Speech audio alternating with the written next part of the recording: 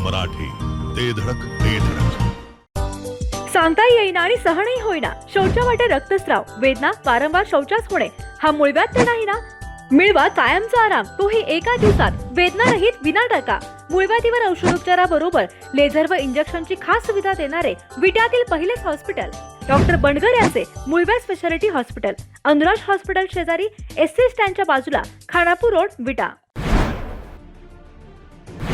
पेठ ग्रामपंचायतीवर पाणी प्रश्नासाठी ग्रामस्थांनी धडक मोर्चा काढलाय. घागर डोक्यावर घेऊन शेकडो महिलांनी आक्रमक पवित्रा घेतलाय. यावेळी ग्रामपंचायतीतील सत्ताधारी राष्ट्रवादीचा तीव्र निषेध करत सत्ताधाऱ्यांना ग्रामस्थांनी धारेवर धरलंय.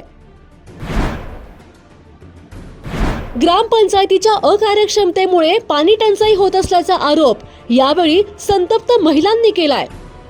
या मोर्चात भाजपचे जिल्हाध्यक्ष सम्राट महाडिक यांच्यासह दिग्गज सामील झालेत. यावेळी सम्राट महाडिक यांनी विरोधकांवर जोरदार टीकास्त्र सोडलंय. चोराच्या उलट्या बोंबा आणि नाचता येईना अंगण वाकडे अशी विरोधकांची अवस्था झालीय. अशा कणखर शब्दात जिल्हाध्यक्ष सम्राट महाडिक यांनी विरोधकांवर हल्लाबोल केलाय.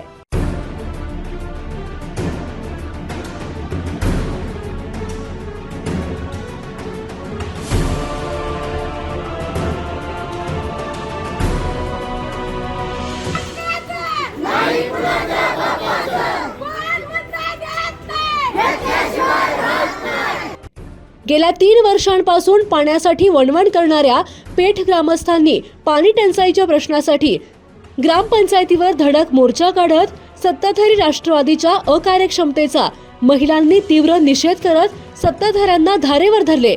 या मोर्चात शेकडो महिलांनी घागरी घेऊन ग्रामपंचायत कार्यालयाला धडक दिली. यावेळी संतप्त महिलांनी सरपंच, उपसरपंच यांच्यासह सत्ताधारी सदस्यांना पाणी प्रश्नासाठी जाब विचारला.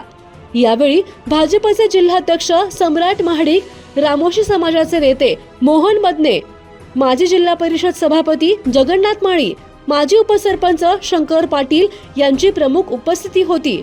बघूया यावेळी जिल्हाध्यक्ष सम्राट महाडिक नेमके काय म्हणाले.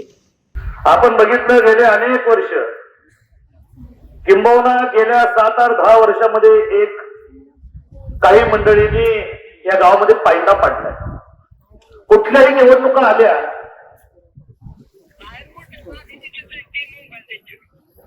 की काहीतरी अफवेच्या फटांगडे फोडायच्या, लोकांमध्ये संभ्रमावस्था निर्माण करायची आणि काहीतरी मिळवायचं, हा एक पायंडा पाडण्याचा प्रयत्न ही मंडळी करतायत.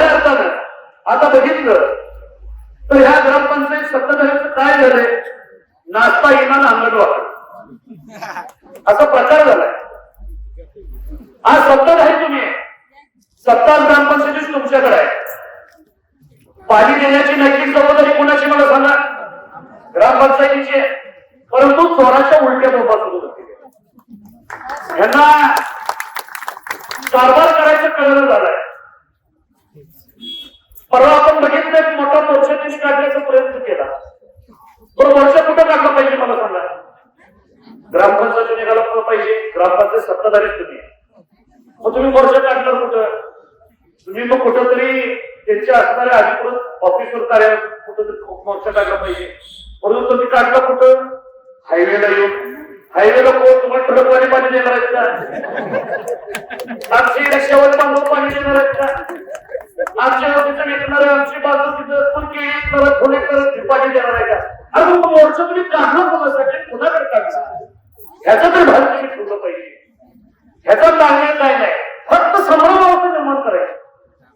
आज तुम्हाला ग्रामपंचायतीचा कारभार चालवायला येणार आहे म्हणून कोणावर तरी खापर पडायचं.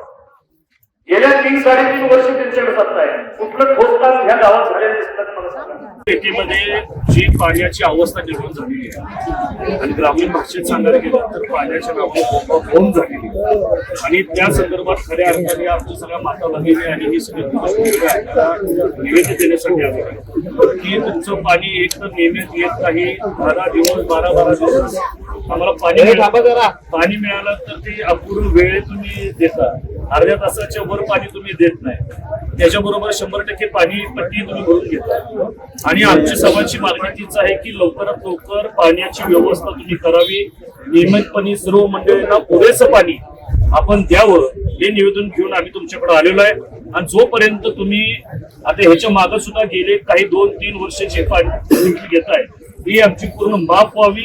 आणि जोपर्यंत तुम्ही पाणी सुरळीत देत नाही तोपर्यंत 100% पाणी पट्टी ही माफ झाली पाहिजे, हे निवेदन आम्ही तुमच्याकडे.